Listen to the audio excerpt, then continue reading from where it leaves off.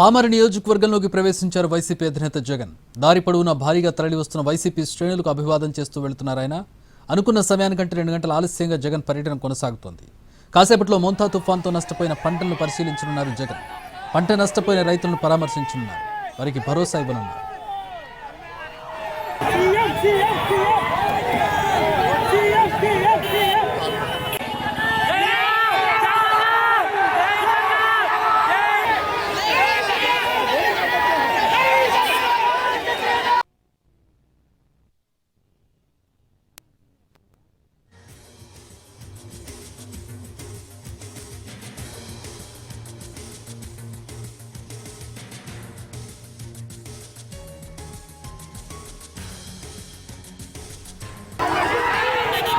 జగన్ పర్యటనకు కొన్ని ఆంక్షలు విధించారు కృష్ణా జిల్లా పోలీసులు. గతంలో జరిగిన సంఘటనలను దృష్టిలో ఉంచుకుని గూడూరు మండలం రామరాజుపాలెం, ఆకుమర్రు, సీతారాంపురం, ఎస్ఎన్ గొల్లపాలెం పర్యటించేందుకు షరతులతో కూడిన అనుమతి ఇచ్చారు. హైవేపై గుమిగూడేందుకు గానీ సమావేశాలకు గానీ అనుమతి లేదని, ఇంటి పరిస్థితుల్లోనూ హైవేపై వాహన రాకపోకలకు ప్రజా జీవనానికి అంతరాయం కలగకూడదని స్పష్టం చేశారు.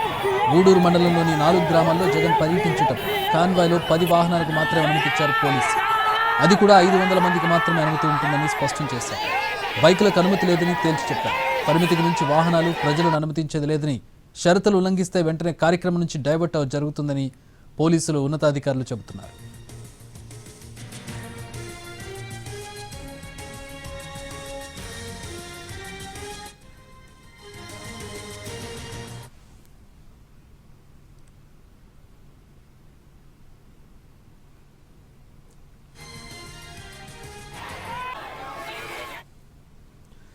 వైసీపీ అధినేత జగన్ పామర నియోజకవర్గంలోకి ప్రవేశించారు. దారి పొడవునా భారీగా తరలి వస్తున్న వైసీపీ శ్రేణులకు ఆయన అభివాదం చేస్తూ వెళ్తూ ఉన్నారు. అనుకున్న సమయానికంటే 2 అవర్స్ ఆలస్యంగా జగన్ పర్యటన కొనసాగుతుంది. కాసేపట్లో మోంతా తుఫాన్తో నష్టపోయిన పంటలను పరిశీలించి రైతులకు భరోసా ఇవ్వబోతూ ఉన్నారు. అలాగే పోలీసులు ఈ పర్యటనకు ఆంక్షలు విధించారు. గతంలో జరిగిన సంఘటనలను దృష్టిలో ఉంచుకుని గూడూరు మండలం రామరాజుపాలెం, ఆకుమర్రు, సీతారాంపురం, ఎస్ఎన్ గొల్లపాలెం పర్యటించేందుకు షరతులతో కూడిన అనుమతి ఇచ్చారు. హైవేపై గుమిగూడేందుకు గానీ సమావేశాలకు గానీ అనుమతి లేదన్నారు. ఎట్టి పరిస్థితుల్లోనూ హైవేపై వాహన రాకపోకలకు ప్రజా జీవనానికి అంతరాయం కలిగించకూడదని స్పష్టం చేశారు. గూడూరు మండలంలోని 4 గ్రామాల్లో జగన్ పర్యటించేటప్పుడు కాన్వాయ్లో 10 వాహనాలకు మాత్రమే అనుమతి ఇచ్చారు పోలీసులు. అది కూడా 500 మందికి మాత్రమే అనుమతి ఉంటుందని స్పష్టం చేశారు.